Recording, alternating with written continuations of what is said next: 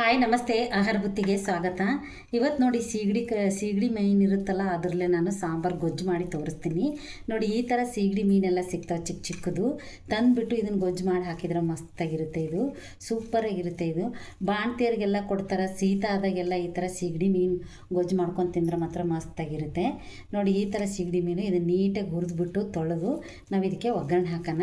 ಇದಕ್ಕೆ ಏನೇನು ಹಾಕೋದಂದ್ರೆ ಸ್ವಲ್ಪ ಕಾಯಿ ತುರಿ, ಈರುಳ್ಳಿ, ಟೊಮೊಟೊ, ಕರಿಬೇವು ಸೊಪ್ಪು, ಇನ್ನೂ ಸ್ವಲ್ಪ ಮಸಾಲೆಗಳೆಲ್ಲ ಆ್ಯಡ್ ಮಾಡ್ತೀನಿ, ತೋರಿಸ್ತೀನಿ ಬನ್ನಿ.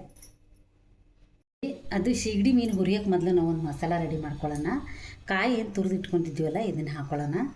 ಫಸ್ಟ್ ಇದನ್ನು ರುಬ್ಕೊಂಬಂದರೆ ನಾವು ತುಂಬ ಚೆನ್ನಾಗಿರುತ್ತೆ. ಇದು ಪೇಸ್ಟ್ ರೆಡಿ ಮಾಡ್ಕೊಂಬಿಟ್ಟು ನಾವು ಸೀಗಡಿನ ಹುರ್ಕೊಳ್ಳೋಣ. ಸ್ವಲ್ಪ ಈರುಳ್ಳಿ ಹಾಕ್ತಾಯಿದ್ದೀನಿ, ಒಂದು ಸ್ವಲ್ಪ ಶುಂಠಿ ಹಾಕ್ಕೊತಾ ಇದ್ದೀನಿ. ನೋಡಿ, ಬೆಳ್ಳುಳ್ಳಿ ಹಾಕ್ತಾಯಿದ್ದೀನಿ, ಒಂದು ಅರ್ಧ ಟೊಮೊಟೊ ಹಾಕ್ತಾಯಿದ್ದೀನಿ. ನೋಡಿ, ಟೊಮೊಟೊ ಹಾಕ್ಕೊತಾ ಇದ್ದೀನಿ. ಇವಾಗ ನಾವು ಸ್ವಲ್ಪ ಕೊತ್ತಂಬರಿ ಸೊಪ್ಪು ಹಾಕ್ಕೊಳ್ಳೋಣ. ಇವಾಗ ಹುಣಸೆ ಹಣ್ಣು ಹಾಕ್ಬಿಟ್ಟು ನಾವು ಇದನ್ನೆಲ್ಲ ಪೇಸ್ಟ್ ಮಾಡ್ಕೊಂಬರೋಣ. ಅದಕ್ಕೆ ಹಾಗೆ ಸ್ವಲ್ಪ 1 ಸ್ಪೂನ್ ಆಗೋಷ್ಟು ನಾನು ಧನಿಯಾ ಪೌಡ್ರ್ ಹಾಕ್ಕೊತಾ ಇದ್ದೀನಿ. 1 ಸ್ಪೂನ್ ಆಗೋಷ್ಟು ನಾನು ಚಿಲ್ಲಿ ಪೌಡ್ರ್ ಹಾಕ್ಕೊತಾ ಇದ್ದೀನಿ. ಹಾಕ್ಕೊಂಡು ಆಮೇಲೆ ನಮ್ಮ ಖಾರ ಉಪ್ಪು ನೋಡ್ಕೊಂಡ್ಬಿಟ್ಟು ನಾವು ಮತ್ತೆ ಹಾಕೋಬೋದು. ಇದನ್ನು ಪೇಸ್ಟ್ ಮಾಡ್ಕೊಂಬರ್ತೀನಿ ಬನ್ನಿ. ನೋಡಿ, ಇವಾಗ ನಾನು ಪೇಸ್ಟ್ ಮಾಡ್ಕೊಂಬಂದಿದ್ದೀನಿ. ಈ ಥರ ನುಣ್ಣಗೆ ಫೈನ್ ಪೇಸ್ಟ್ ಮಾಡ್ಕೋಬೇಕಿದು. ಮಾಡ್ಕೊಂಬಿಟ್ರೆ ಮಾತ್ರ ಗೊಜ್ಜು ಸಖತ್ತಾಗಿರುತ್ತೆ, ತುಂಬ ಚೆನ್ನಾಗಿರುತ್ತೆ. ಒಂದು ಸತಿ ನೀವು ಟ್ರೈ ಮಾಡಿ ನೋಡಿ, ನೀವು ಹೇಗಿರುತ್ತೆ ಅಂತ ಟೇಸ್ಟ್ ನಿಮಗೆ ಗೊತ್ತಾಗುತ್ತೆ. ಇವಾಗ ನಾವು ಅದು ಸೀಗಡಿ ಹುರ್ಕೊಂಬಿಟ್ಟು ತೊಳ್ಕೊಂಡು ಒಗ್ಗರಣೆ ಹಾಕೋಣ ಬನ್ನಿ. ಇದನ್ನು ಪಕ್ಕಕ್ಕಿಡೋಣ. ಈ ಚಿಕ್ಕದ ಒಂದು ಪಾನ್ ಇಟ್ಕೊಂಡಿದ್ದೀನಿ. ಇಟ್ಕೊಂಡ್ಬಿಟ್ಟು ನಾವು ಇದಕ್ಕೆ ಸೀಗಡಿ ಮೀನು ಹಾಕ್ಕೊಳ್ಳೋಣ. ಹಾಕೊಂಡ್ಬಿಟ್ಟು ಚೆನ್ನಾಗಿ ಸ್ವಲ್ಪ ಇದನ್ನು ಹುರ್ಕೊಂಡ್ರೆ ಒಂಥರ ಕ್ರಿಸ್ಪಿಯಾಗಿ ಚೆನ್ನಾಗಿರುತ್ತೆ. ಆಮೇಲೆ ಇದರಲ್ಲಿ ಕಲ್ಲು, ಧೂಳು, ಮಣ್ಣು ಇರುತ್ತೆ. ನೀಟಾಗಿ ತೊಳೆದ್ಬಿಟ್ಟು ನಾವು ಇದನ್ನು ಒಗ್ಗರಣೆ ಹಾಕಿ ಗೊಜ್ಜು ಮಾಡ್ಕೋಬೋದು. ಇದು ಚೆನ್ನಾಗಿ ಸ್ವಲ್ಪ ಇದನ್ನು ಈ ಥರ ಹುರ್ಕೊಳ್ಳೋಣ.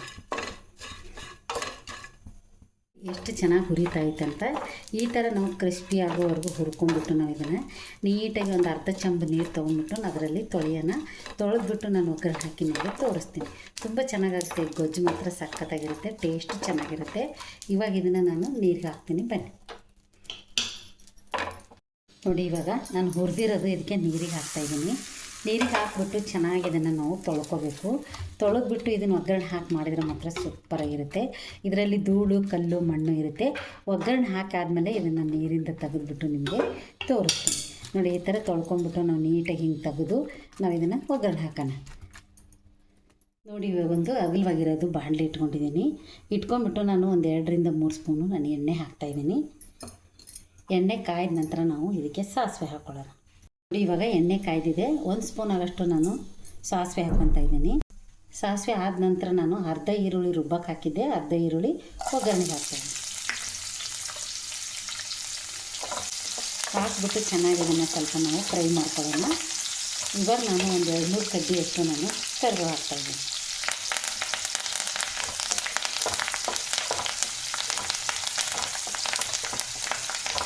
ಕರಿಬೇವು ಹಾಕಿಬಿಟ್ಟು ಚೆನ್ನಾಗಿ ಇದನ್ನು ನಾವು ಫ್ರೈ ಮಾಡ್ಕೊಳ್ಳೋಣ. ತುಂಬ ಚೆನ್ನಾಗಾಗುತ್ತೆ. ಇದಕ್ಕೆ ಚಕ್ಕೆ, ಲವಂಗ ಏನು ಹಾಕೋಕ್ಕೆ ಹೋಗಬೇಡಿ.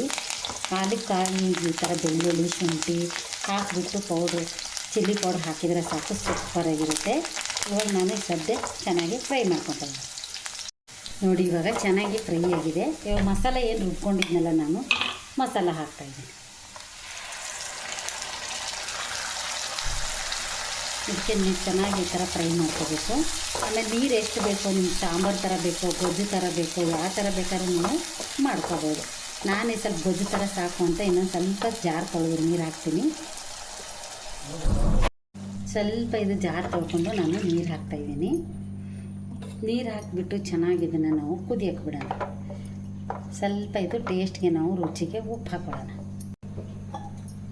ನೋಡಿ, ರುಚಿಗೆ ತಕ್ಕಷ್ಟು ನಾವು ನೋಡಿಕೊಂಡು ಉಪ್ಪು ಹಾಕ್ಕೊಳ್ಳೋಣ. ಆಮೇಲೆ ಟೇಸ್ಟ್ ನೋಡಿಬಿಟ್ಟು ನೀವು ಖಾರ, ಉಪ್ಪು ಹಾಕ್ಕೋಬೋದು. ಈ ಸ್ವಲ್ಪ ಕುದಿ ಬರಲಿ.